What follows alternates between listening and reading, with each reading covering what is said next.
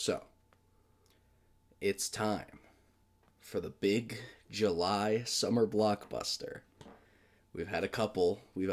I mean, we're in blockbuster season, right? As of recording this, it's the night of July 14th of 2025. We are in big movie season, right? Summer is going on. People are out of school. Certain people are off work. Teachers, namely, my mom's a teacher, so she's been off for a while. She just went back today, actually, because they got to prepare everything. But this is my first blockbuster year for like actively going out and watching movies, right? I'm so sorry. My hair is atrocious. But and what a year, right? Because this is the year that Superman came out. Now, this thing has been on the horizon for a fat minute now. This thing was announced, like, what was it, a year and a half ago? More than 2 years ago, actually. This thing would have been announced. Because I would have been in my senior year of high school, near the end of the year, when that DCEU slate, or the DCU slate got announced, right after James Gunn and Peter Safran took over. And I remember just having this thought of, like, oh my god, James Gunn is taking over for the DCEU. These movies are finally going to be good again, right? Because that slate got announced. I think it would have been a few months after Black Adam came out, going into Blue Beetle coming out, if I remember my timeline right. And of course, prior to that, you have some real big stinkers in the DCEU catalog. You got the aforementioned Black Adam, which I saw Black Adam. I can't say that I saw all of these movies. I saw Black Adam in theaters. That movie is ass. You know what else I saw in theaters? Shazam 2, Fury of the Gods. You thought Black Adam was bad. Just wait until you have to watch Zachary Levi do anything. Yeah, both of those movies are really, really insanely bad. I barely even remember anything about either of them. I didn't even see Blue Beetle, but I heard it was actually not bad. Of course, the one I skip out on isn't actually all that bad, right? But all that's gone now. Or, well, some of it's gone. It's kind of almost gone, but, like, some of it still matters. James Gunn explained it in that initial DCU slate video, I think. But it doesn't matter now. The Rock isn't in these movies anymore.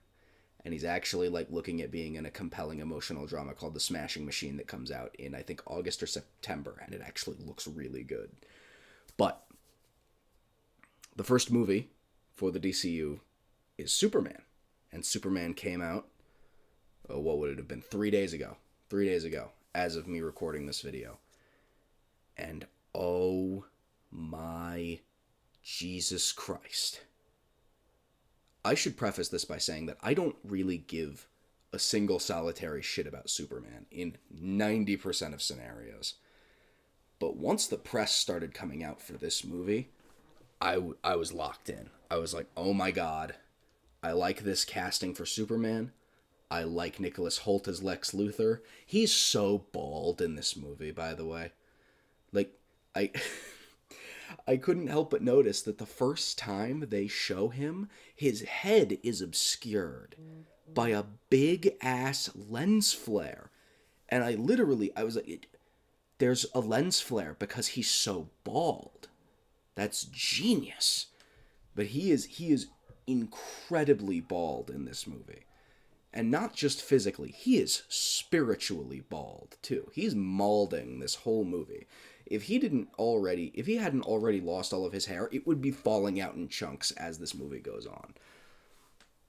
on. Of course, this movie is predated by the Zack Snyder Superman, who is, people like Henry Cavill as Spider-Man. Or not Spider-Man, sorry, Superman. A lot of people like Henry Cavill as Superman. I think he's fine. I think he's very flat. I think David Corn Sweat, is so much more interesting to watch. I think he is I think he is more fun to watch. I think he's more emotionally compelling, primarily because there's kind of no emotional compellment to speak of in the Snyder movies. I think I've made my opinions on Zack Snyder clear on this channel before. I don't care for Zack Snyder. I think he's. I think he loves superheroes, and I think he loves superheroes to a fault. It's one of my biggest problems with that Watchmen movie. I think he has a lot of passion for what he does, but he's also so unbelievably self-serious in that passion. And James Gunn is kind of the same way, but not nearly as serious in tone, you know. I mean, James Gunn is coming off the back of Peacemaker, The Suicide Squad, Creature Commandos now, like stuff like that, and it's just, oh man, I'm yet to watch a James Gunn movie that I don't like, and I think that's because I haven't watched Slither. I don't think I'd care for that movie very much if I were to watch it.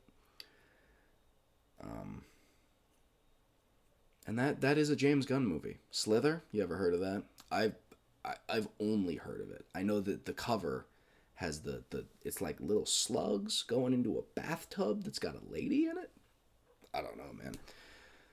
Whatever James Gunn was doing in 2008, I try not to associate with it because he was doing some bad stuff on Twitter in 2008, which led to him getting fired, which led to him coming to DC. See, wrap the rant back around to relevance. I do that sometimes, I promise. But this movie is so goddamn good. I love this movie. 10 minutes into it, I was in tears. Like, I was tearing up. My eyes were welled up the whole movie. Because there's just something in the air with this movie. You know? There's just, like, it's something that just gets inside your head and makes you just be like, I love everything that I'm seeing right now. I adore this. This just works, you know. It makes me care about Superman, and it feels like a comic book movie. It's not afraid to be a ridiculous fucking comic book movie that doesn't have to be like grounded in reality like Zack Snyder's movies are. Being grounded in reality like Zack Snyder does his movies works for something like Watchmen. Oddly enough, I think that's one of the best things that that movie does is that it keeps itself really grounded because the source material is. But for something like Superman, to just have the movie, to have Man of Steel just be like, oh yeah, his dad dies in a tornado, and he just stands there and lets that shit happen. And then also just like, oh, here's Michael Shannon. Now they're fighting. I don't know, man. There's no whimsy to it. I like my comic book movies with a bit of whimsy, right? And I don't want to talk spoilers yet because I have a lot to say about this movie that I think I can say without spoiling anything.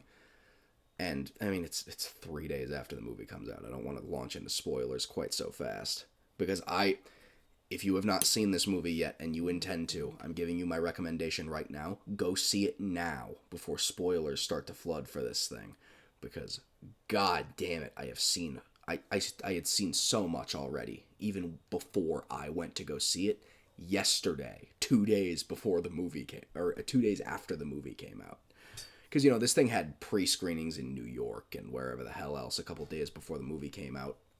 Wide release, right? Or at least before it came to Tucson, Arizona.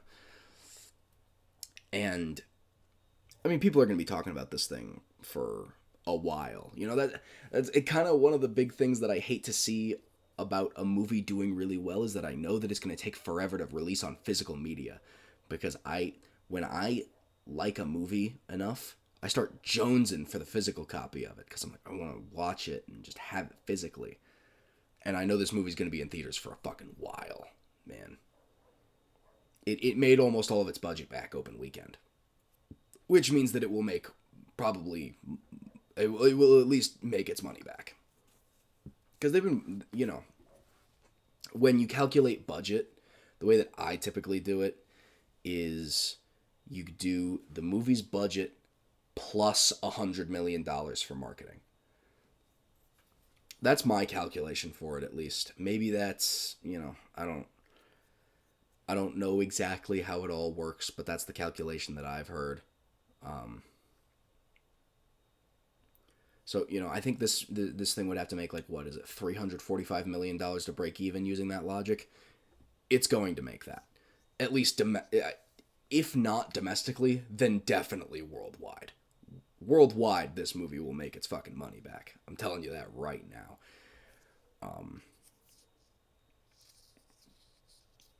I haven't really talked about the movie very much, have I?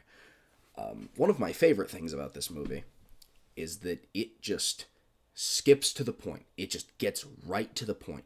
It does this really cool thing where it counts down like 3 centuries and then 3 decades and 3 years and 3 weeks and 3 days and 3 hours.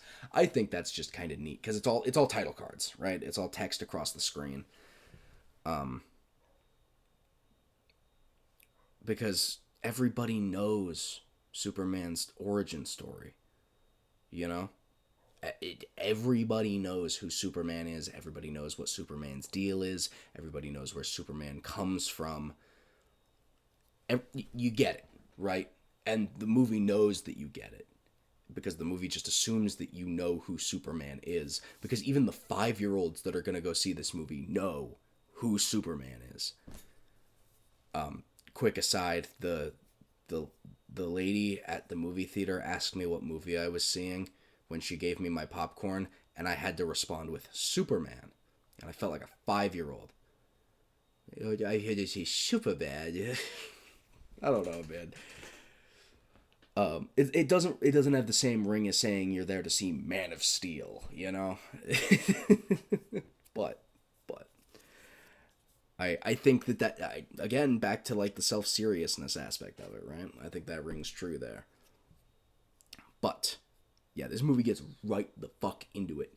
The opening scene, if you've seen that shot of Superman like crashing into the snow, that's the opening shot of this movie after that text. And then with like the Alan Tudyk robot and everything. And I just want to talk about for a brief moment in that scene. There's a shot where the robots are assessing Superman's vitals, and he's got like broken ribs and shit. And they give him sunlight to heal him, and then he starts screaming. And people were like, "What was sunlight supposed to heal him? Why is it hurting him?" Could you imagine? Draw the analog briefly of having open heart surgery without euthanasia. That's probably what that shit feels like. His ribs are like fusing back together if they're broken, Like, that shit probably hurts pretty bad, actually. Like yes, the surgery will heal you, but if you're not under during that shit, it's gonna hurt pretty bad, right? I think that just makes sense. Everybody was trying to point it out like it was a big logical fallacy in the I shouldn't say everybody. Snyder Bros were doing that. Normal people were not doing that. Anyway, just something I wanted to point out because it's been bothering me.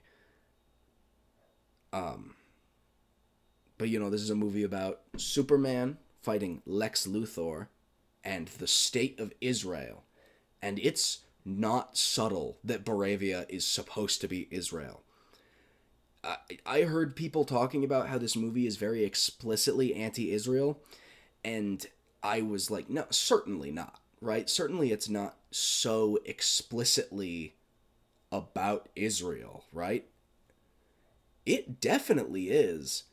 It's not like a one-to-one parallel, obviously, but it is a nation in the Middle East that is invading another sovereign nation in the Middle East, using its ties in the U.S. to do so. Which I guess if you go based on that logic, it could really be a number of Middle Eastern states backed by the US. But in the current climate, with people talking about the things that they currently are, it's very hard to ignore that aspect of it, right? And then, of course, there's, the immigration allegory, which I don't think is leaned into very strongly in this movie. Not quite as much as it could be, at least. In fact, one of my only problems with this movie is there's this scene near the end of the movie where Superman flies in through Lex Luthor's window, and he calls him an alien or some shit. And Superman is like, "No, I'm a person." And I don't know. It's a good speech. It's a really well written speech. He's talking about like what it means to be human, or what it means to feel in spite of not being biologically human. And it's really well written, but I think it just kind of flies into it. It's really odd. Like, Superman lands, and then Lex Luthor is talking to him for like 15 seconds, and then he just launches into the monologue. Because obviously it can't happen after Superman, like, kicks his ass, right? Because he's Lex Luthor. What's he gonna do against Superman? And I don't know. Something about it just bothers me. Maybe I just need to rewatch it. I do want to rewatch it also. Maybe I just need to rewatch it to get it fresh in my mind, Maybe I'll have a different take on it then. But for now, that's like my only criticism of this movie. And I do want to talk about Lex Luthor a little bit more, because he is easily my favorite part of this movie. Lex Luthor is doing generational hating in this movie. Like, literally interdimensional hating. Lex Luthor in this goddamn movie has a pocket dimension where that he just uses as like a resource expansion for shitting on Superman. He literally has a whole like city block dedicated to monkeys that shitpost on the internet talking bad about Superman. Can you fucking believe that? I love that idea so much. Just the idea that he is so dedicated to trying to fuck over Superman. And it is established that they risk tearing open like all of space-time anytime they even open the portal, because it could cause a black hole. And Lex Luthor eventually has he's been beaten so badly that he admits to Superman, like, my investment in, or no, he says, I don't want to destroy you to further my gains with Baravia. I want to further my gains in Baravia to destroy you. And that is insanity. That is, like... There's the scene where Superman breaks into the office and Lex is just sitting behind his desk the whole time sipping coffee.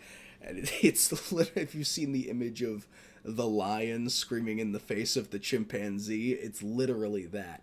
It's so good. This movie it's funny, it's sad.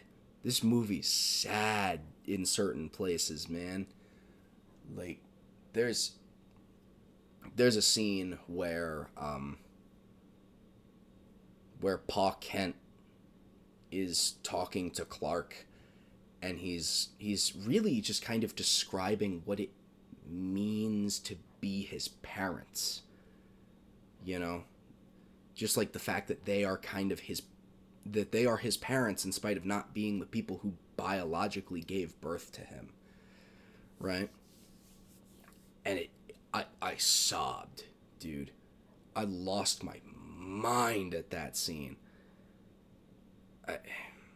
And like I said, I was kind of welling up this whole movie just because there's this really vast sense of emotion in this movie. A lot of it is the music. The music in this movie is really damn good. But a lot of it is David Corenswet and Rachel Brosnahan. Rachel Brosnahan is incredible in this movie, man. I love that interview scene where he delivers the people were going to die remark. Like I said, this movie just kind of gets into it. And even though it does that, it does a really good job of just kind of pinpointing where we're at, right?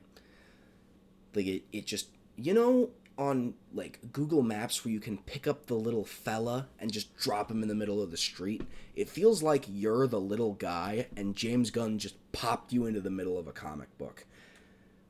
But he's also like got his arm around your shoulder and he's like, hey, here's where we are. Here's what's happening. You already kind of know what's happening because it's Superman. But like, I mean, both of his parents already know he's Superman. I guess they always know he's Superman in the comics, huh? Because they're his fucking parents. But, fucking, what's her name? Lois already knows he's Superman. A couple other characters already know that he's Superman. We're in the middle of the story, right? But it does a really good job of making, or of just like informing you of what's going on, and it's done through very little exposition overall. There are a couple of characters who are just like, it's like the robots are kind of like, do you want me to do this thing? And then another robot will be like, oh yes, we do that thing because of this. It's, it's small stuff like that that's a little clunky, but overall I think it's done really well. There is an incredibly strong emotional core at the center of this movie. And I think that if the DCEU continues in the direction that it currently does, or that it currently is, I mean, we're 2 for 2 so far. 3 for 3 if you want to count Peacemaker. 4 for 4 if you want to count Suicide Squad. So, if we keep going at the rate we're going, we're going to do pretty well. And I'm happy to see that. I'm happy to see the DC people get what they wanted. I'm not a DC person. I grew up on the MCU movies. I grew up on Marvel Comics. But I'm more than happy to become a DC person if these movies keep being good. If these properties continue to be top notch. Please go see Superman. I gave it a 5. I think it's damn near perfect. And I think you should go see it. Thank you for watching. Don't forget to like and subscribe if you did enjoy the video. And I will see you sometime later. Probably next week. Because Eddington comes out next week. And I'm very excited for Eddington. Later.